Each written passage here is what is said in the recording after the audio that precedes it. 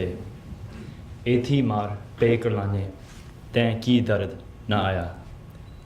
The evening sky had dampened to the color of cigarette ash. Cars and buses on fire, burnt remnants of shops and houses billowing smoke.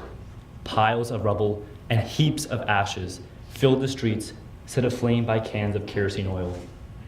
Half-burned clothes and charred dead bodies of Sikhs burnt alive. Slogans such as "Khun ka badala khun" drown out the cries of the abused and tortured that echo through the silent blocks of houses. The desolation and silence, a stark contrast to the bustling humdrum of the streets before. It is as if the angel of death has descended upon the Sikh calm. This was a harrowing image that painted the streets of Delhi and almost every other city in India during the Orwellian November 1984. In the wake of the assassination of Prime Minister Indira Gandhi, the Indian government, with the help of the Delhi police, circulated unjustified rumors about Sikhs and their elation over the Prime Minister's death, soon arousing communal zeal and a bloodthirsty Hindu community. It was an open license to kill. Sikhs across hundreds of cities in India, including the capital, were butchered in broad daylight in front of judiciary and law enforcement. In the capital, not for one, not for two, but for 3 days, pro-Congress thugs and released hardened criminals went on the rampage, looting, burning, and killing. One woman recounts the blood-curdling narrative of watching her husband and eldest son bludgeoned and burned to death in front of her eyes. Her 10-year-old daughter raped in front of her. Take this story and just multiply it 10,000 more times. This was the true nature of November 1984. Yet the magnitude of this crime against humanity cannot escape the genocide that had preceded it. This was the June 1984 Holocaust, the Tija Ka Lukara. In an organized and systematic way, the Indian Army laid siege to the Harmandir Sahib on the Gurpurab of Guru Arjan Dev Ji in a deliberate attempt to maximize the loss of human life and strike a deep blow into the Sikh heart. We know that the Sri Akal Sahib was reduced to rubble. The Sikh reference library, an irreplaceable collection of books and manuscripts bearing on all aspects of Sikh history, burned to ashes. We know that thousands of Sikhs were massacred for simply paying respect to the Guru. We know this was not a last resort attempt, but rather a premeditated plan for extermination by the government. We know that 37 other Gurdwaras in the Punjab region were desecrated by tank cannons and army boots. But do we know what these killings leave? Do we know why it occurred? According to Joyce Pettigrew's report, this genocide was simply the denial of the right to live and be free.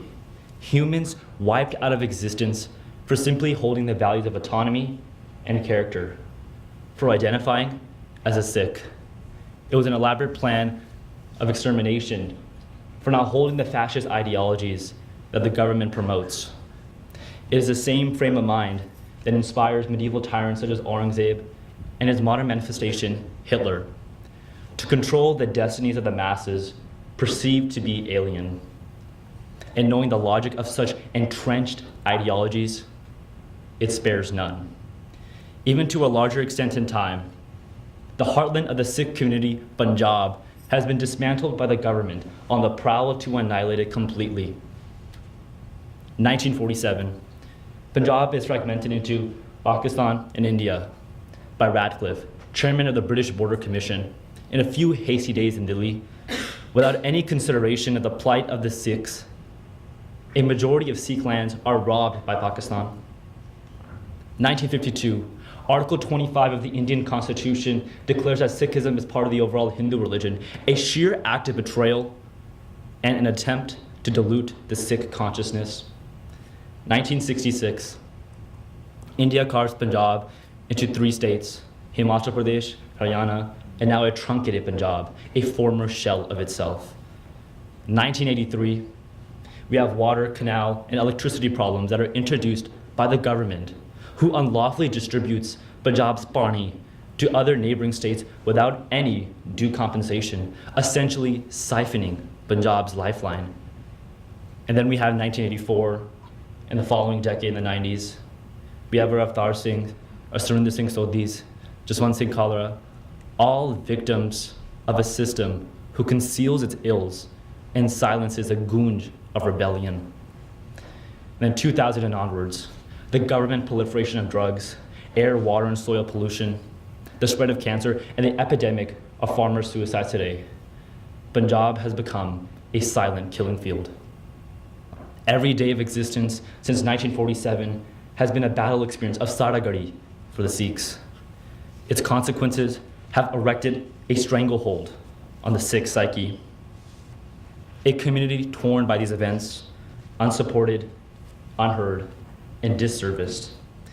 Did we get insaf? Shoved into a corner of Delhi, it's called a widow's colony, mute witnesses a man's barbarism. The scars of carnage are etched into the memories of the women widowed into the violence they suffered 30 years ago.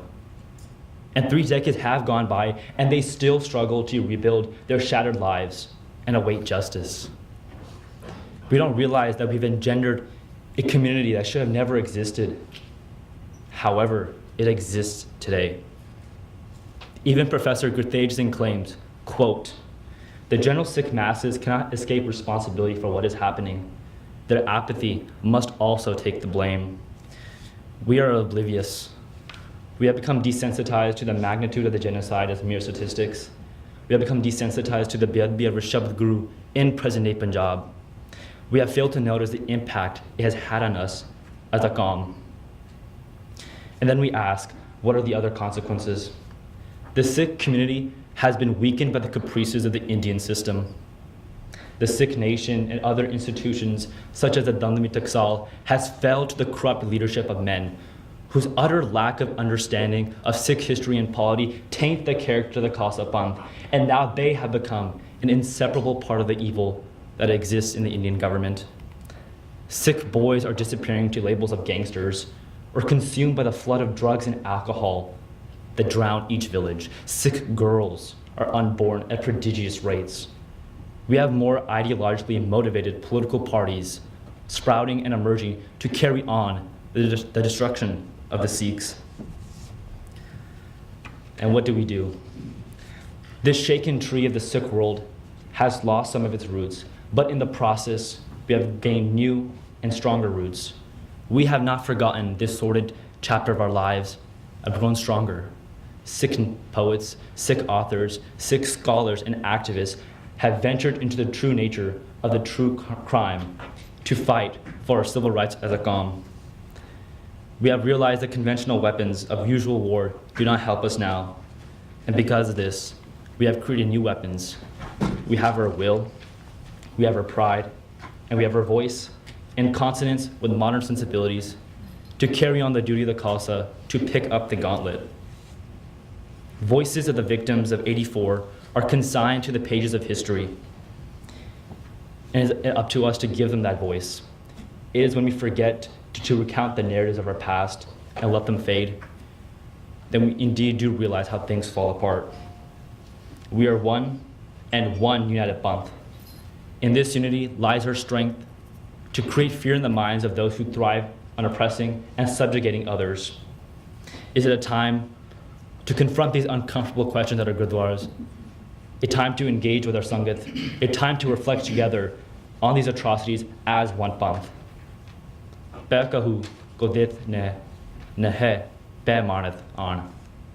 We fear none, and none should fear us. But whenever there is injustice, we will rise, for that is the commitment to the Guru. Waheguru Ji Ka Khalsa, Waheguru Ji Ki Fateh.